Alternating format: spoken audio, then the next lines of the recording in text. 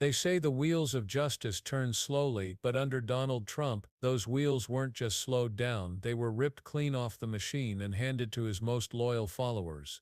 What we're watching right now isn't oversight, it's sabotage. It's the inversion of truth itself. Violent rioters who beat police officers and smashed their way through the Capitol are painted as heroes and political prisoners. Meanwhile, members of Congress performing lawful oversight are treated as criminals. Think about that for a second. Those who storm democracy's gates are glorified, while those trying to defend accountability are vilified. From Vermont.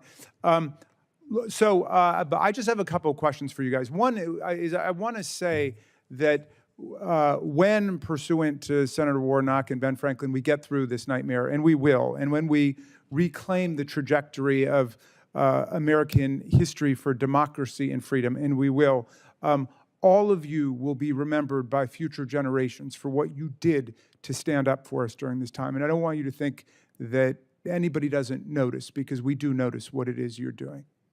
But I want to ask you this, because in addition to the substantive defense of the rule of law and the Constitution you're engaged in, all of you are also modeling what it means to be an attorney general.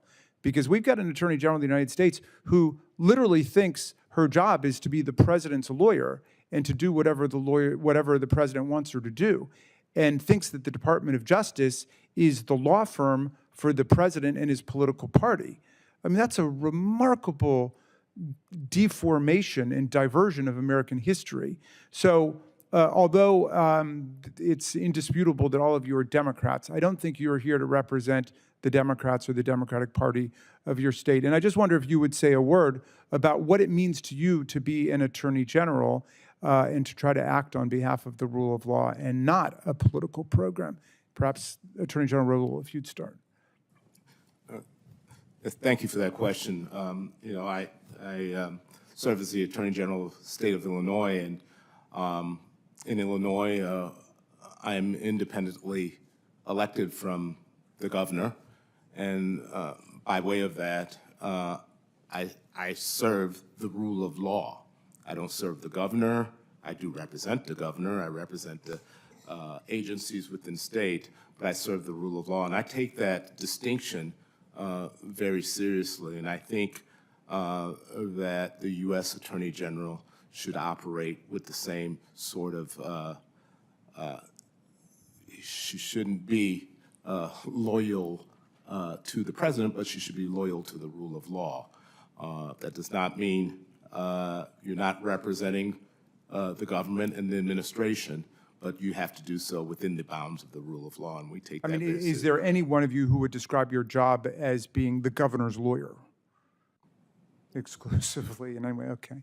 So I don't know if anybody wanted to add anything else on this. Yes, Attorney General Campbell. I'll just add, similar in Massachusetts, elected by the people, and I'm accountable to the people in upholding the rule of law and protecting their rights and protecting our state's economy. I would just stress, and I think the NIH case, which we were all a part of, whether it's the first case or even the second iteration of that case, to protect access to these critical life-saving medical research, clinical trials. This is billions of dollars that go to every state in the country. We came together not looking at, okay, how do we just protect those who are Democrats or identify as Democrats in this country? We came together recognizing the unlawful actions by this administration to cut that funding. NIH won quickly on a Friday night and mobilized to show up in court on Monday because we knew what was at stake. When you talk about a child having pediatric cancer or a vet dealing with PTSD, we don't look at whether or not they have a D or an R by their names. We mobilize to advance that litigation to protect the public health, not even only of those folks in our state, but to protect the public health of everyone across this country while at the same time upholding the rule of law. And I think it's just a great example of a great example of how we do our work regardless of political affiliation or even demographic. Well, thank you for doing that. And Ellison and Plotkin, let me just twist the question a little bit. One of the things you guys are doing is defending the integrity of federal laws and programs that we've adopted. And because of the very restrictive standing rules that the court has imposed against Congress going to court to try to get our laws implemented, in a weird way, you're standing up for the laws that we've participated in passing But that's for all of the people, because after all, it's your representatives in Congress who voted for them as well. But I wonder if you could just reflect a little bit on that role you're playing in terms of making federal law work for everybody in the country as And the Department of Justice, once meant to uphold the rule of law, is now cutting massive checks to the families of insurrectionists while ignoring the very officers who risked everything to save lives on January 6th. This isn't law and order. It's power twisted into revenge, corruption dressed up as patriotism, and Jamie Raskin is about to expose just how deep the rot goes. It all started with a single rogue decision inside the Department of Justice, without any debate, without any oversight. More than $500 million in grants to local police, victims' rights groups and organizations helping survivors of sexual assault were wiped away, gone in an instant.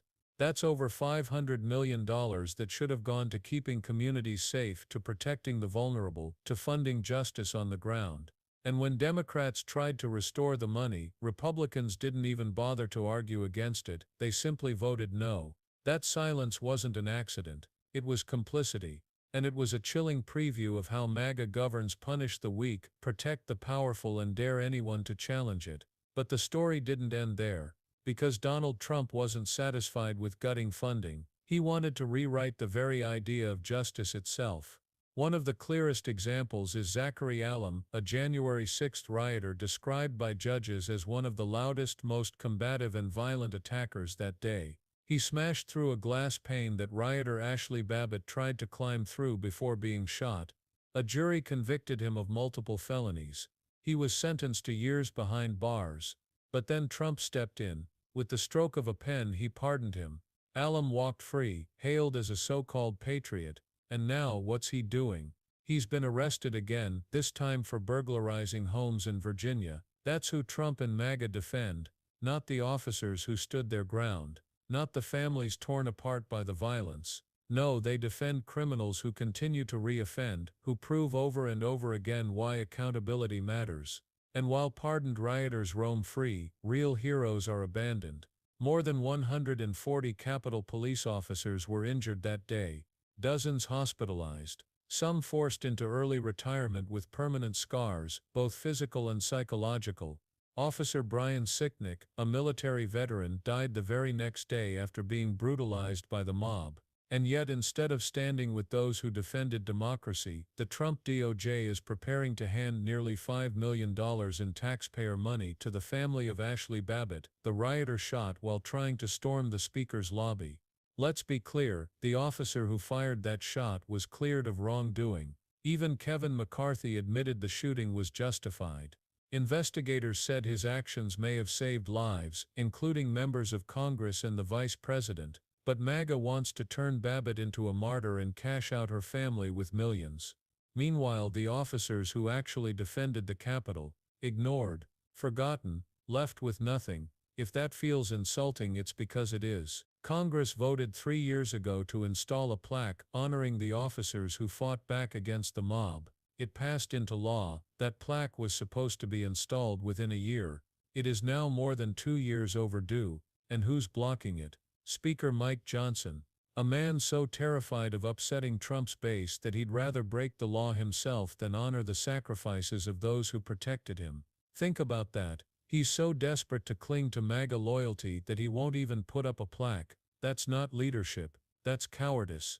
But as disgraceful as Johnson's obstruction is, what happened to Representative Mac McIver takes the rot to another level.